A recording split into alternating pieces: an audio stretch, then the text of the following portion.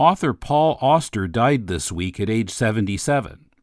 Way back in 2009, Kumar and I reviewed Paul Karasik and David Mazzucchelli's comics adaptation of Auster's 1985 novel City of Glass. In observance of his passing, we represent that episode from February 16, 2009. This is Tim. And this is Kumar. And this is Deconstructing Comics.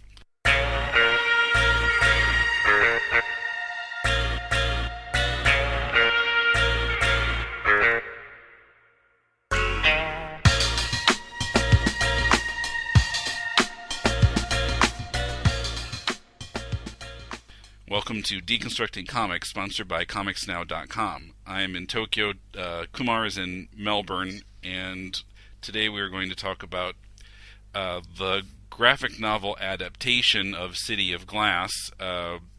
This was adapted by Paul Karasik and David Mazzucchelli from the novel by Paul Auster.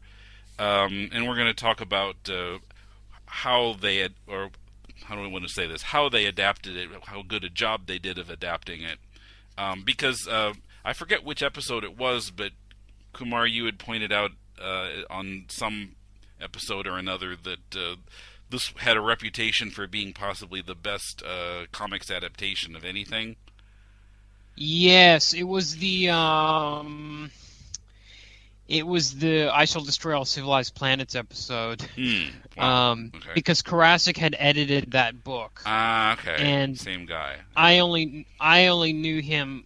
He'd done some work editing Raw, I guess, and or some sort of work in Raw, and this book, and that's the only thing I know his name from at all. And this, I think I mentioned this book as being one of my all-time favorites, and definitely probably the best adaptation out there. Now, before we decided to do this, had you read the novel, or just just the I comic? had never read the novel. No, I'd only read the comic. Okay. Well, that's interesting. So you read the comic first. I read the novel first. Yeah. So I wasn't even aware of it as an adaptation. I never thought about it in those terms because I really didn't know what they had to deal with. Mm-hmm. All I read was the comic, and to me the comic was genius. But yeah, I didn't really know what they had to. What kind of obstacles they had to overcome. Mm-hmm. In the intro to the graphic novel by Art Spiegelman, he points out when they started trying to approach this, Paul Auster warned that there had been several attempts to turn it into a film script that failed miserably. Right. Yeah, I can imagine. And having read the book, I can see how that would be true. It'd be pretty much impossible to turn it into a decent movie. Yes. Well, we'll get to that when we talk about the adaptation. But there's a lot of elements in it that could only, if you have to switch it to another medium, there's things that only comics can do, which this book does do, which you cannot do in a film. Yeah. And reading the book, and then I read the comic again. I was amazed how faithful it was. More faithful than anything I can think of, except for the recent Sin City movie, as being almost an identical experience in many ways. I can't even remember the point I was going to make. But yeah, it is a quite faithful adaptation of the book in a way that a movie I think couldn't. And a possibly movie could not do that. Mm-hmm. Yeah, it would just have to be some other. It would have to be another entity in itself. Okay, well, shall we talk a little bit about the novel first? Talk about the source material. Sure. Okay. I was not familiar with this author or this book before we decided to do this. City of Glass came out originally in 1985, apparently, and I got the Penguin paperback edition from Amazon. Were you reading the same edition? I think so. I've just got the one volume. It's like 205 pages. Yeah, it's Penguin. Yeah. There are two other books which are similarly themed, which become part of Auster's New York trilogy, and sometimes you can get a 1-volume edition. This is really like capital L literature with a lot of the kind of thing that always kind of makes me break out in hives, because there's so much in there that I'm just like, okay, this is supposed to mean something, and I think I referred you during the week to an essay I found online by Richard Swope that goes on and on and on at length, kind of demystifying the whole thing. And some of it's just like, okay, there was no way in hell I could have gotten that without you telling me, because Auster is pulling in things that are never referred to in the text, like a story by Nathaniel Hawthorne called Wakefield, which I'm not familiar with. And there were several themes that I identified reading it, but there was another big one that Swope talks about that I didn't catch. But basically, it's about a guy named Daniel Quinn, who's usually just referred to as Quinn. Yes. He receives a mysterious phone call from someone. Wait. Okay, back up. You're already jumping points that people will need to know. All right. Which is that Quinn is a writer. Yes. Of detective fiction, of cheap detective fiction, which he writes under a pseudonym of William Wilson. He doesn't use his real name. Also, his wife and son have died in a car accident, I believe, several years earlier. I never found anything that explained why they died. Okay. Well, they died anyway. There are many points that's never explained, I think. Right. Okay. Right. Okay. Then you can get to the phone call. Okay. Mysterious phone call. Someone's looking for the famous detective Paul Auster. That's right. It's like, gee, I looked at the front. That's the guy who wrote this book. Yes. And he says, sorry, you got the wrong number. And another call comes the next day, but he misses it, doesn't get to the phone in time. And then a few days later, finally the guy calls again, and then he claims that he is Paul Auster. Right. So he decides to just, I can't remember the exact reason, but he decides that he's going to claim to be Paul Auster. He's going to take the case. I don't know that he ever comes up with a reason, just kind of like he feels like I think he did. There was kind of a, but that's one of the points we'll get to, because in the comic there's no reason given. Whatsoever. But in the novel, I seem to recall there was a bit more motivation for him taking the case. Well, let's see. I'm looking at it. These long pauses we can just cut out. But there's a line which I noted, which is that his detective in his books is named Max Work, and there's a line which says his detective necessarily had to be real. The nature of the books demanded it. So it's almost like, because what happened was his Quinn identity is basically dead, he feels, and as a result, the Max Work identity is becoming kind of his main identity. Or one of his identities, in a sense.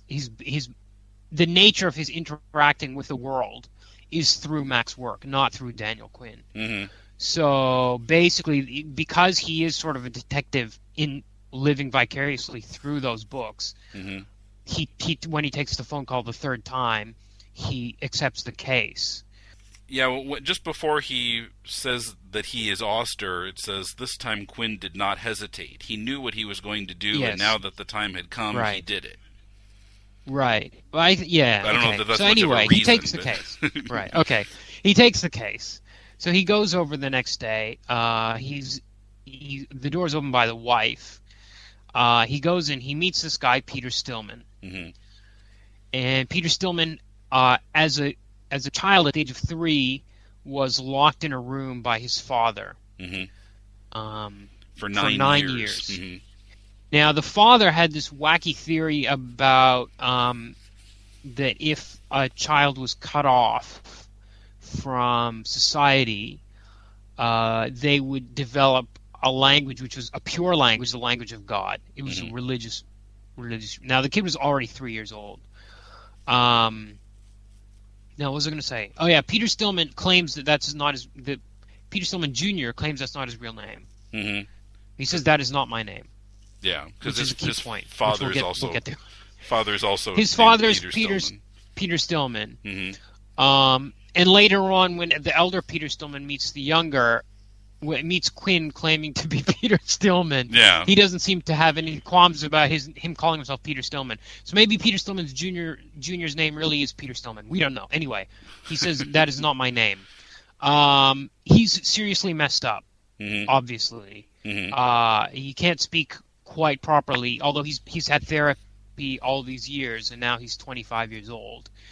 But being locked in a dark room for 9 years, obviously, just it did the kind of damage you would expect. Yeah.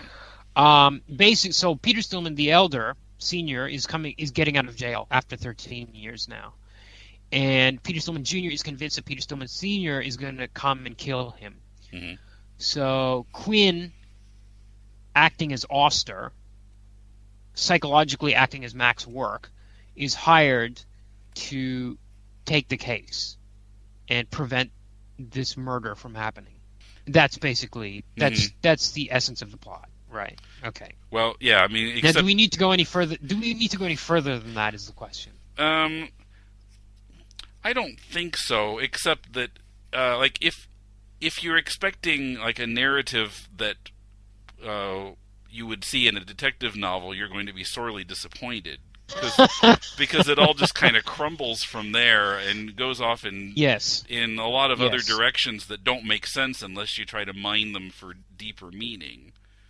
Well, there's this whole this I don't know what the word I'm looking for, tendency or trend, or there's a convention of hard-boiled detective novels that the detective is what he is pursuing, or he is as bad as what he is pursuing. And I felt that this book, Quinn, I'm going to get confused. Quinn, essentially, in some ways, he becomes Peter Stillman. And he becomes everything else. He also becomes Paul Auster. He becomes Mac's work. He becomes both Stillmans. He becomes all of those things. But in a sense, it still follows that detective convention of, the detective, the gumshoe being as nasty as the villains he's trying to catch. In that respect, I guess. Mm-hmm. But no, it's not. It's not a conventional detective novel by any means. No. And I wouldn't recommend it for people looking for a whodunit at all. No. So I'm interested how you saw Peter Stillman Jr. saying that it's not his real name. How you saw that as a key point, because that was one thing that I didn't quite get. Well, the book is about half of the book, or I don't even know if this is a half, but the book is about identity. Mm-hmm. So anytime anyone denies their name or claims a name, that's significant. Yeah. Whether you can make out the meaning of it or not, you can't ignore it. It was clear that identity there's a whole was a thing theme, about right, because because this is all tied into. I mean, the book is about language, and it's about identity, but they're not separable, because there's the whole thing about Adam going through. It's all the origin of the whole thing is Genesis, because it's about Adam going through the Garden of Eden and naming everything, and by naming it, it comes into existence almost. So in having a name, the language of your name is your identity in itself. Mm-hmm. So whatever name you claim for yourself is almost defines your identity more than whoever you are on the inside, the name you give yourself, And there's this whole thing about Peter Stillman Sr. says that language is the current language is ineffective. It's ineffective. It's insufficient. Because there's the example of the umbrella. If you have an umbrella, it shields you from the rain. If it's broken and it fails to shield you from the rain, can you still call it an umbrella? And I think I got this feeling that a lot of people not only objects but people are broken in this book. I mean, Peter Stillman Jr. through the way he's been abused, and Quinn through his dead family. I mean, there's one point where they said he felt like he was living a posthumous life. So since he's broken, like the umbrella, is the name Quinn enough of a name? You know what I mean? Maybe that's not good enough. It's not a sufficient name because it doesn't apply to this person who's wounded or is now living a posthumous life. So I mean, I don't want to say that it's key that Peter Stillman Jr. says that is not my real name. But it feeds into that theme of identity. Exactly. And I mean, right after that, Paul, when Quinn, I did it again. When Quinn's writing in his diary, he says, "My name is Paul Auster. That is not my real name." Yeah. Which is, the exact words. He's almost immediately he starts becoming Peter Stillman Jr. because when he goes into the, Peter Stillman Jr. has all these weird expressions of someone who's learned English as a second language, where he says, "You bet your bottom dollar," which is a strange kind of thing to say. Yeah. In the context of this, he gives a 10-page speech explaining his life, and 10 pages uninterrupted. And then after that, Quinn goes into a cafe, and when he's talking about baseball with the guy, he uses the phrase, "You bet your bottom dollar." Yeah. Out of nowhere. And it's almost the same kind of thing where he started to take on this multiple other identities. Yeah, that's an interesting point. That's another person who Quinn becomes. He's like everybody other than himself, it seems like, throughout this story. That's right. Yeah. I mean, when he starts doing this detective work, he's getting these meticulous details, and then finally Peter Stillman Sr. shows up, and he starts acting exactly the way Peter Stillman Sr. does. And he starts walking at the same pace, and he starts observing the same things, and he acts exactly the same way. So yeah, he becomes all of those people himself simply by taking their names sometimes. Now that Richard Swope essay, I didn't finish reading it because it's quite long. I would link to it from the blog, except I find that if I link to other things in WordPress, then somehow the feed doesn't work for the podcast in iTunes. But if listeners want to Google Richard Swope and City of Glass, I'm sure it'll pop up. But another theme that he identifies is home and things being in their place, and he talks about how in a detective story that kind of operates on the assumption that everything has a place where it belongs, and you're trying to put things back in order. But Quinn is really kind of knocked out of his place. Especially by the end of the story. His home is just gone. And it goes on and on about how that theme of home applies to the story. But it's not something that I had thought of. I was, the more obvious themes are the identity and language, but Right. There's a huge Don Quixote subtext too, which I mean, it's not really a subtext. It's mentioned explicitly, but that becomes this whole element, I don't know what I call it, framework that ties the whole thing.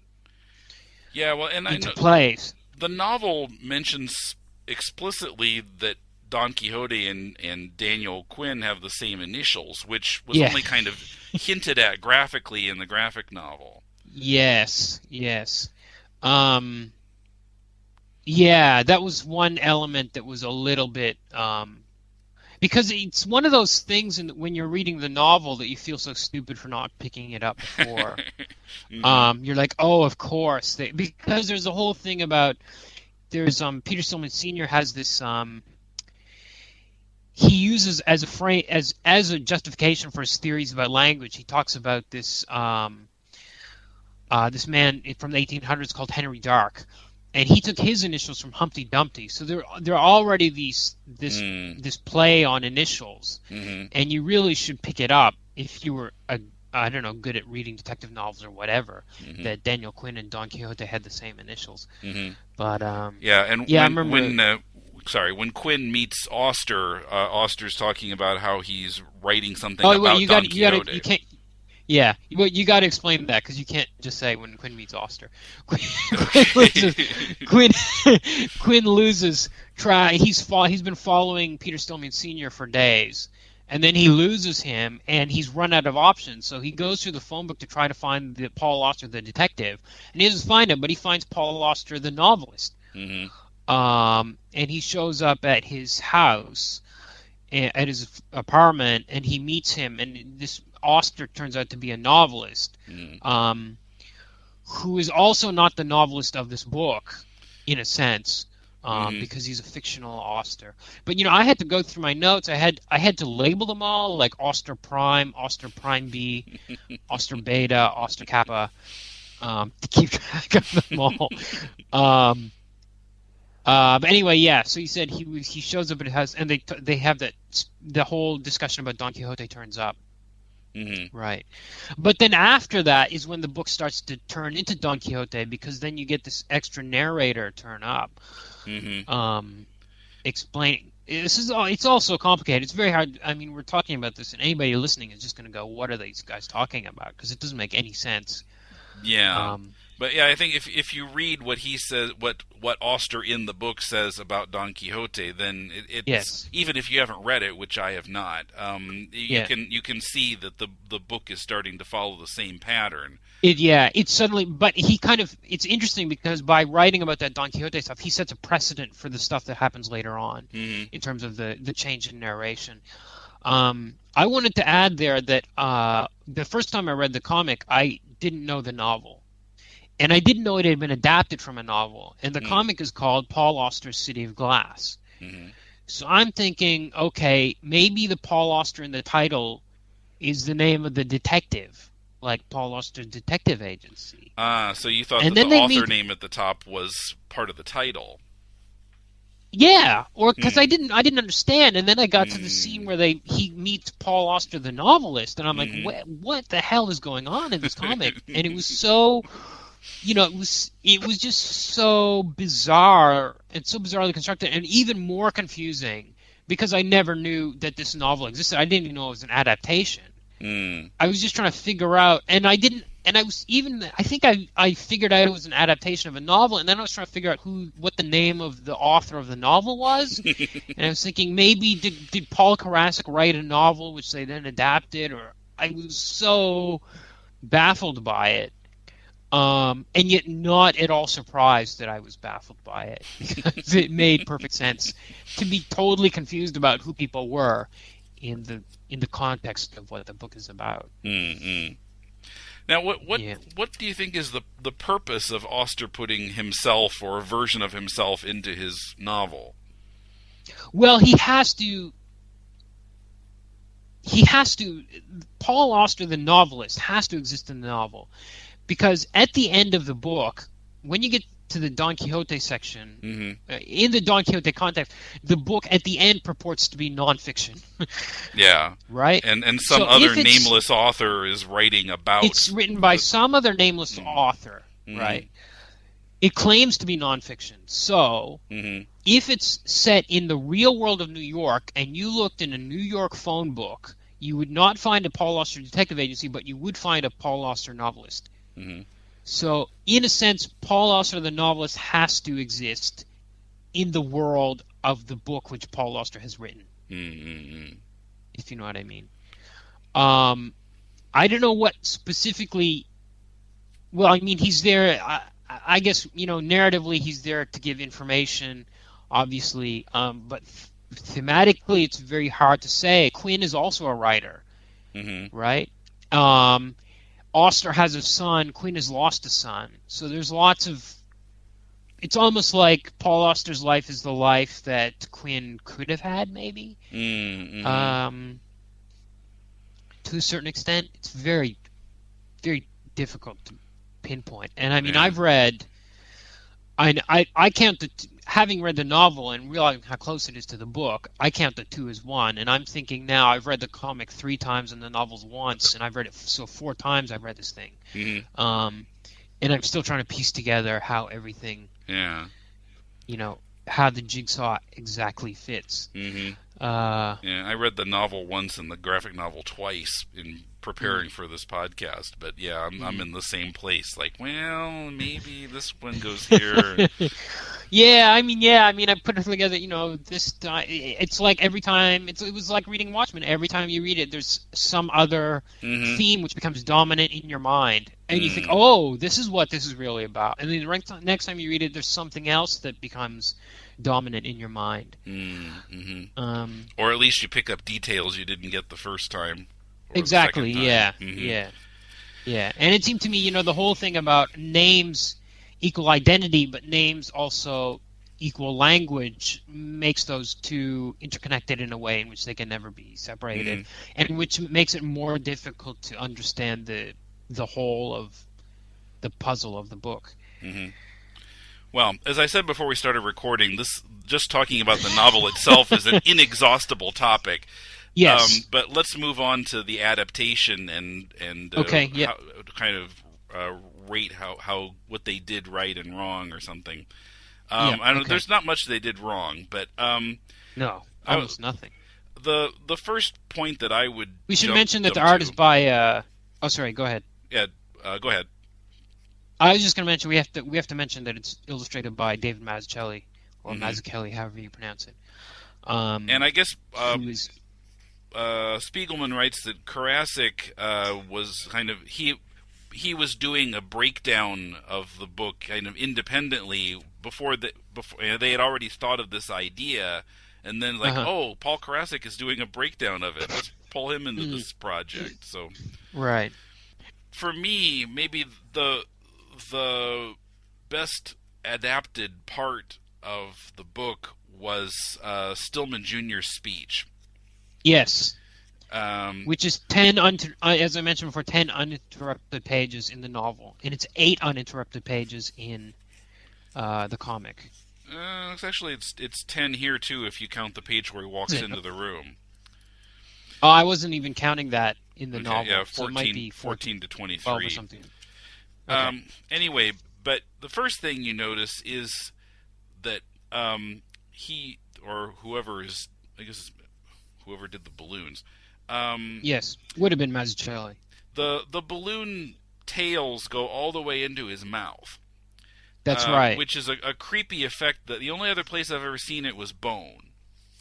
Okay, yeah. And it creeped me out in Bone, and it creeps me out here. I don't know what it is about having the balloon tail go into the person's mouth, but no, it's scary, man, because it's coming from inside him. It's beyond. It's almost beyond. It's not coming from his brain. It's almost as if someone inside the body is speaking rather than the body itself. That's right. Yes, it's coming from his true soul or something. Like that. Yeah, it's freaky, and it's an amazing effect, and it's because it's not something you see in comics, a lot, if ever. Okay.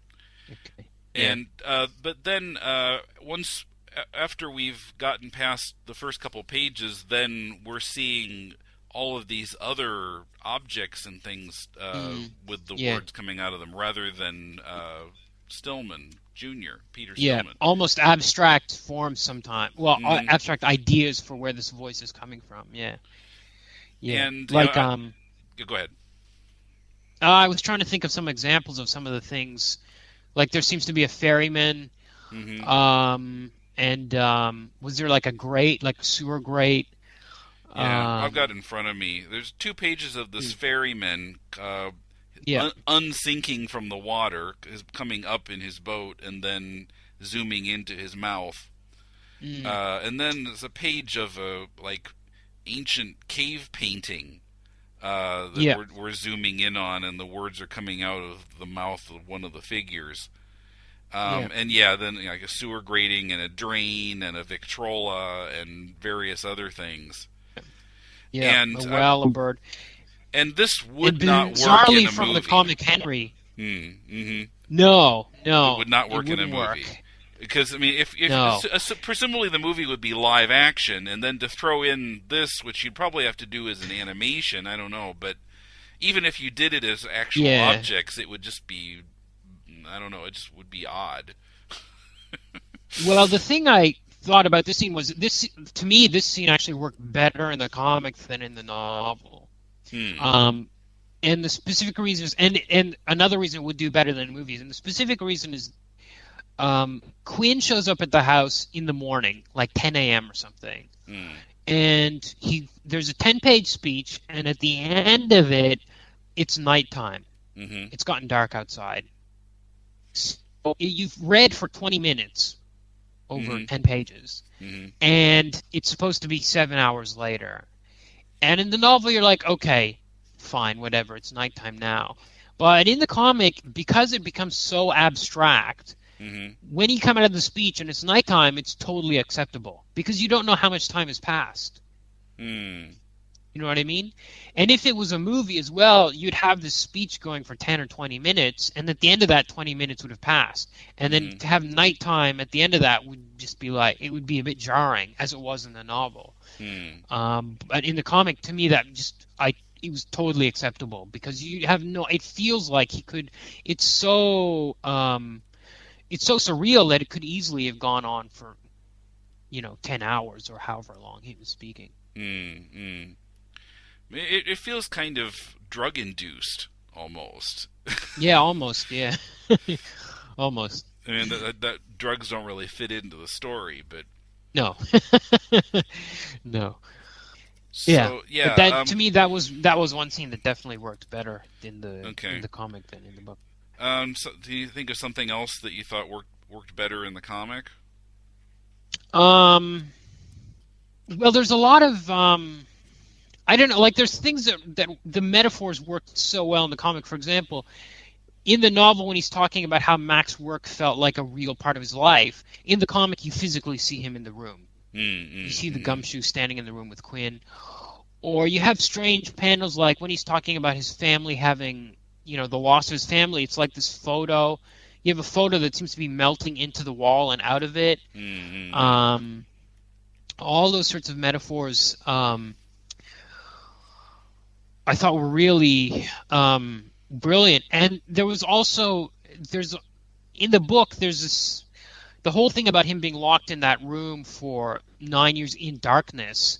Anytime, because the comic's in black and white, it's really easy to have, every time there's a black panel, it echoes the blackness of that room.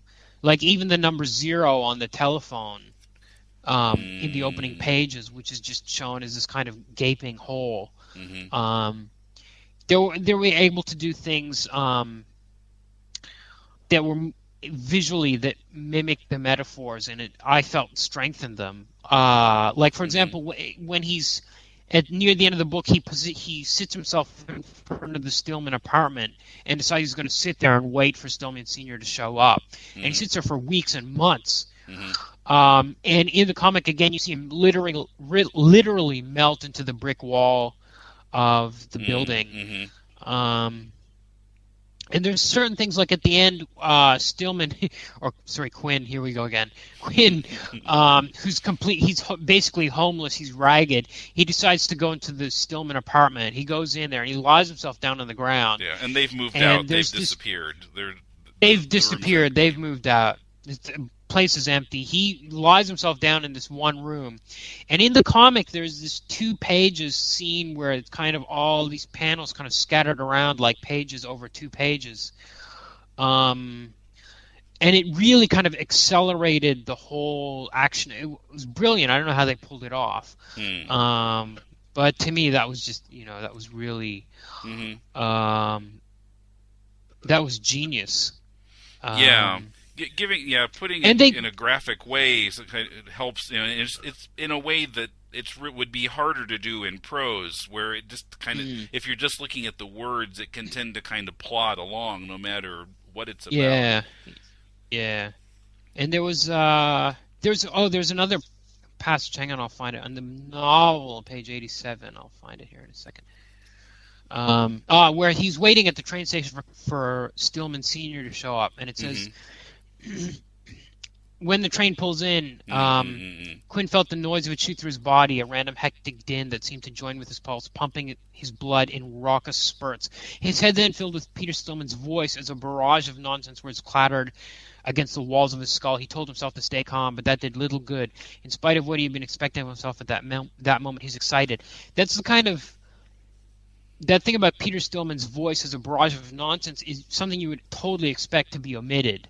But they depict that in an amazing way of having the noise of the train sound like the noise that Stillman makes, those random noises he makes. His language that he says he's developed. Right. I caught that on the second read through. The first time I didn't catch it. Yeah. That was you would think that that's the kind of just descriptive paragraph in a novel that would never make it into any other version. And somehow they've adapted it in a way that exactly depicts the words that Paul Auster wrote in the novel version of it. And in that scene and in a lot of other places, you see a panel with like a crayon drawing of a person. And the first time through, I didn't really get what that was. And then the second time, I was paying close attention to the text at that point. It's on page 7. And it seems that is meant to represent reducing something to its essence. Yes. As in that panel, it says everything becomes essence. The center of the book shifts is everywhere. Yeah. And that pops up at other points. They repeat those kinds of images, that's right. And that's something that they bring to it that I think is not in the novel, but... Exactly, yeah. They're able to do that because they can have a visual echo whenever they need to strengthen a certain metaphor without having to be literal about it. Yeah. Boy, yeah. And they also bring in other ones, like they find that they got this metaphor about the Big Apple and the apple in the Garden of Eden.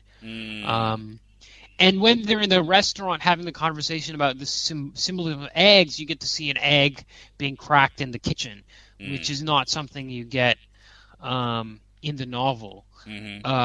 So they've kind of added some things that, they found some things. Yeah, they found other layers to add to it. Yeah, yeah, definitely. Yeah. Okay. I wanted to talk a little bit about what to me was a weak point, and I mean it comes off as kind of a nitpick, I suppose. Okay. Because it's hard to trash this book very much, but there were points where I felt like they gave things sort of short shrift. Where they passed over things a little bit too quickly so that they were not as affecting as they were in the book. The example I identified was page 47, where he's in Grand Central Station. The train has not come in yet. He's just kind of casing the place. And he sees the Kodak ad in the station, the big Sea Village photo. And in the book, it does refer in the comic a little bit to reminding him of visiting Nantucket when his wife was just starting to be pregnant, or was a month pregnant. But it doesn't really give us the pain of that memory the way the book does. Yeah, I felt like it's one panel and it's gone, and so what? It didn't seem very important in the comic. And there were a few other places like that where I felt like I didn't understand why they passed over it so quickly. And the comic is actually a thinner book than the novel, which you wouldn't really expect because pictures take up more room. But it's a quicker read than the novel. But a picture's worth 1,000 words. Yeah. Yeah. There was some. I had some tiny nitpicky things like that. Like again, the conversation about the egg is not quite as effective in the comic as it is in the. It's more naturalistic in the novel, and in the comic they kind of have to get to the point of it a little bit quicker. Yeah. And I felt sometimes, although I mean the artwork was, I mean Mazzucchelli was, it's unfortunately he's done so little work because it's genius. Um, it's beautiful. And he draws things like when he draws a cafe, I mean, you're in that cafe, every stool. He never cheats on the backgrounds, as far as I can tell. Um, And yet, but there interestingly, was the figures are a bit on the cartoony side. yeah, they are a little bit cartoony, oddly. I mean, this There's is something. not your standard superhero style at all. No, well, he didn't have. Well, you know, he used to draw superhero stuff, and it was not Yeah. almost not in a superhero style, you know. Okay. But what I was going to say was there's a certain sequence where Quinn loses track of Stillman Sr. And in the book, he goes into the hotel where Stillman was staying, and he has a confrontation with the desk clerk to try to get information about when he checked out. And I felt in the book he was kind of acting. He was kind of in his Max work identity and was being kind of a tough guy about it. And in the comic, his expression seemed to indicate he's a little bit more bewildered and frightened or kind of upset about it, rather than being annoyed with this guy not giving him the information he wants, kind of thing.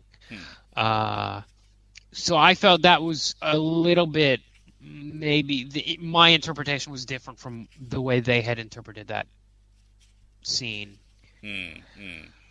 And the other thing was, I don't know if it was a minus. I don't want to say if it's a minus or plus, but I would like to get your opinion. Was there's the first time he goes to see Stillman, to meet him at the station, he by chance runs into a girl who's reading one of his books. And in the novel, at the end, when he's basically homeless, he goes back to his old apartment, and somebody else has moved in, and it's a woman. And he wonders if she's the same woman. The sentence is something like, maybe she was the same woman who he'd met at the station. And in the novel, there's no way to know if they're both the same person. And in fact, it's likely that they're not, because it would be so random for that woman to be the same woman that's living in his apartment. Yeah, although and I at thought that point, they did look a bit similar, like in their hairstyle. well, this isn't the comic, but I'm talking about in the novel. Right. In the novel, there's no way to know. And also, the novel at that stage has become so abstract that Quinn thinking could be completely off the wall anyway. So maybe he's just being insane in making that connection. You know what I mean? Yeah. In the novel, in the comic, you can't pull that off. There's kind of maybe there's a bit of physical similarity that this woman could have changed, over the period of 6 months that she looks. Maybe it could be the same woman.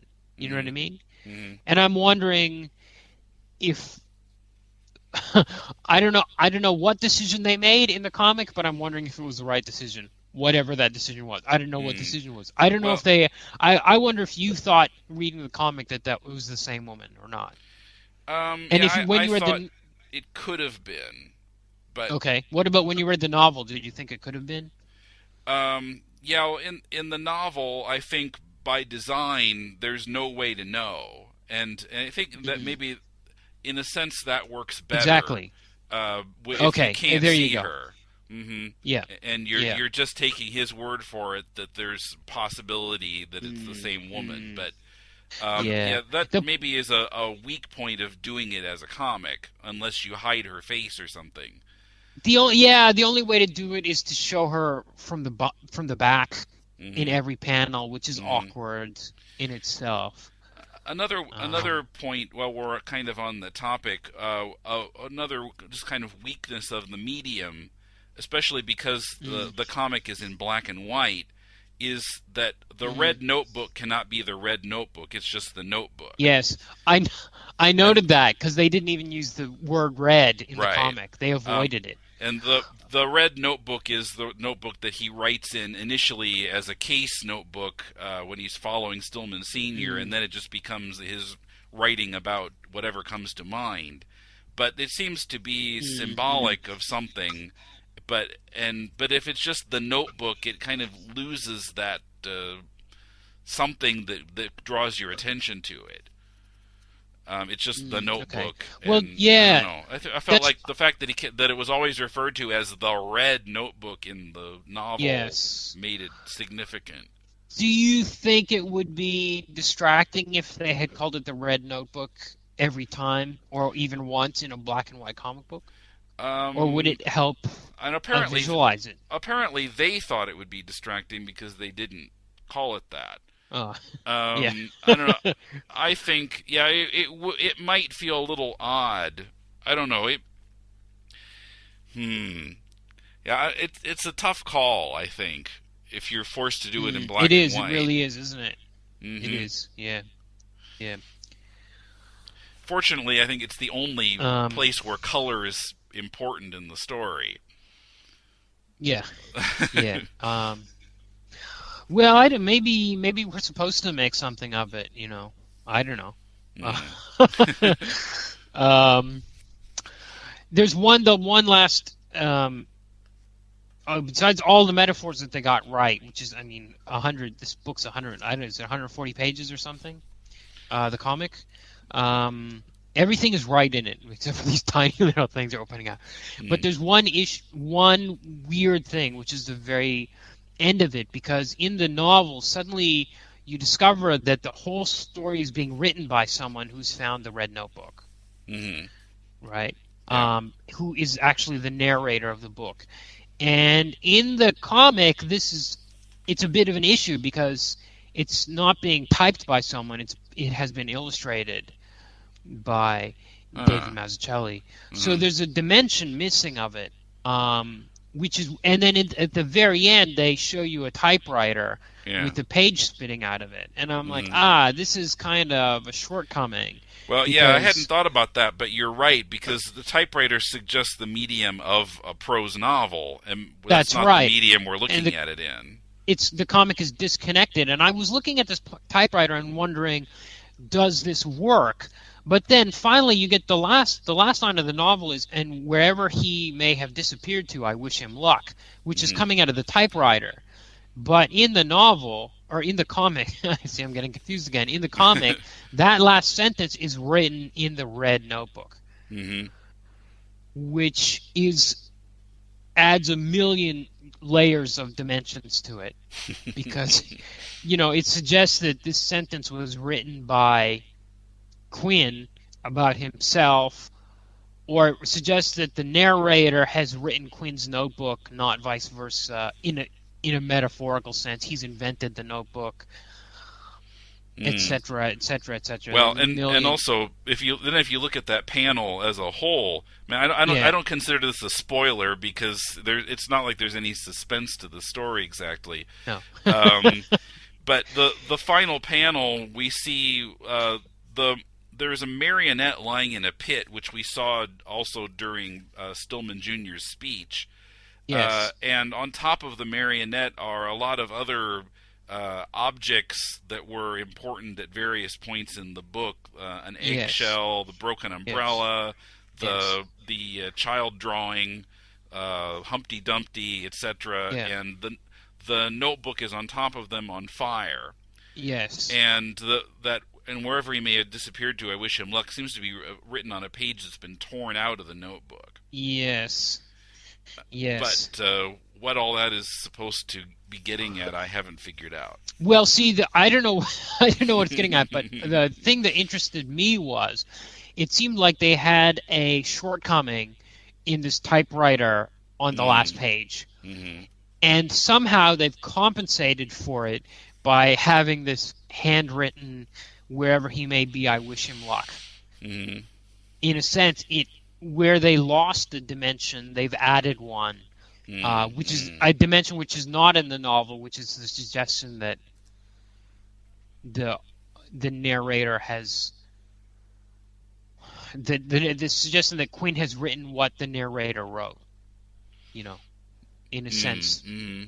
That's a simplification beyond simplifications. But I'm trying to find a way to speak about this thing which is almost unspeakable. Yeah. You just have to read it.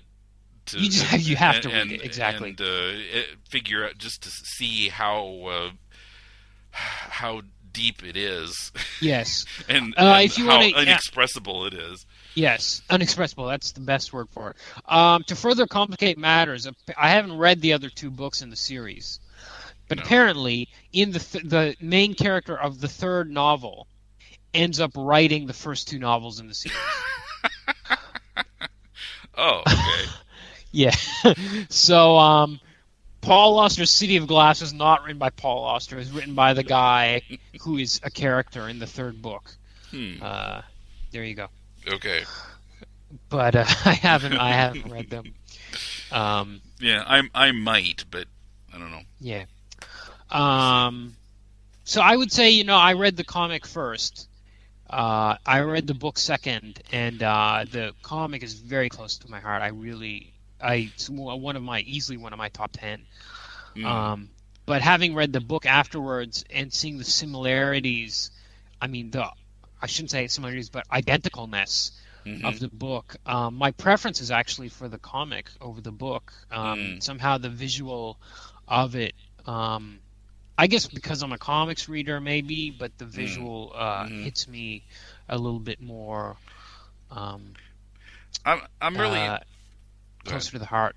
I'm really interested since you read the comic first. Since I read the novel first and then I was reading the comic, as I mentioned, there were places where I felt like there's just not quite enough detail here for me compared to the book. It was the same experience that I had when I read the novel of 2001: A Space Odyssey and then watched the movie. Oh, and there was lots of stuff in the movie which it's leaving out whole chunks of explanation, and you're just kind of watching it and not getting it.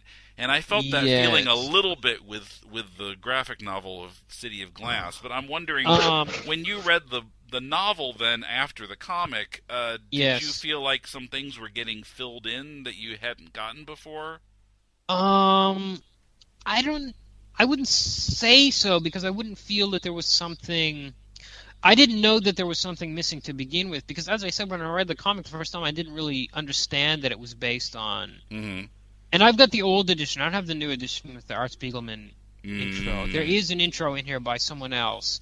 And I think it probably talks about how it's based on the novel or whatever. And I didn't really register what was going on, because it was so weird that it was called Paul Auster City of Glass and there were 2 Paul Auster characters in it, that I couldn't process what was happening. But anyway, I think the dimension of the dead son and wife is not as pronounced in the comic. And so I didn't really think, there's something missing here. Like, he's looking at this Kodak picture and there's an element missing from it. When you read the book, it's there. But I didn't really feel like it was filling in gaps. I just felt like it was a different object. And 2001 is an interesting example, because it was a short story, which became the movie, and then the novel was written to kind of as a complement to the movie, which had all those details filled in.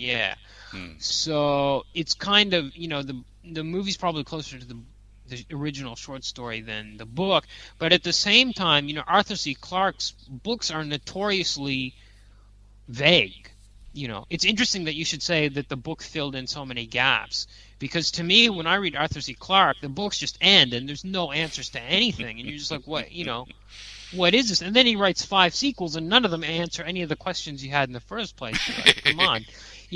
It's quite typical, and he's done it more than once, because I think in another book was Rama Revealed. They find the spaceship appears over Earth, Rama. I hope I'm not describing this wrong. And they go up there and explore it. At the end of the book, nothing. That's it. And the book ends. Like, that's it. They don't know where it came from or anything. And, for me to hear you say, it fills in all these details, I'm like, what? So it's an interesting comparison, because the book, sure, it has a little bit more, development of minor elements, like things about the family, but really this book, like 2001, answers nothing. You're at the end of the book and you're like, what the hell, what did I read? what happened? Who are all these people? How come they all have the same name? And it really doesn't fill in the gaps that are missing. To me, if you wanted to fill in the gaps, you'd have to have footnotes. In 100 years, there will be a footnoted edition of City of Glass written by a scholar, and he will explain all the themes and little footnotes at the bottom. Yeah. And that's what's missing. Well, you're right that that's really missing. There are a lot of gaps in the novel itself. Yes. But I think we're supposed to figure those out on our own, maybe. I don't know. Yeah, you are supposed to figure them out on your own. He left a lot to interpretation. Yes. And to me, the visual of the book more than made up for the novel. So I'd give the comic a 10 or a 9.5, and I'd give the novel a 9 out of 10.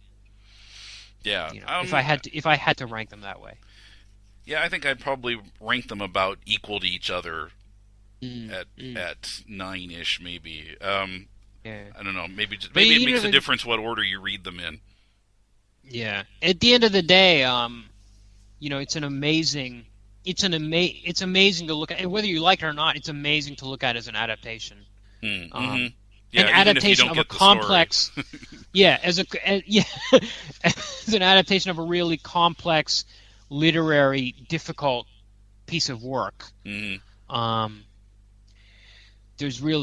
I've never seen anything else like it, and I don't think because when you think of comics, adaptation of novels and comics, you just think of those awful classic illustrated things. I would say one issue, maybe a major one, is that the whole book is about the relationship between identity and language, and especially language in the form of words, written words, which really a comic circumvents, because the comic is using images, not written words. So there's a certain level of engagement with it that maybe, I don't want to say is missing, but it's completely different. But at least there are still words in it, whereas with a movie you'd be screwed.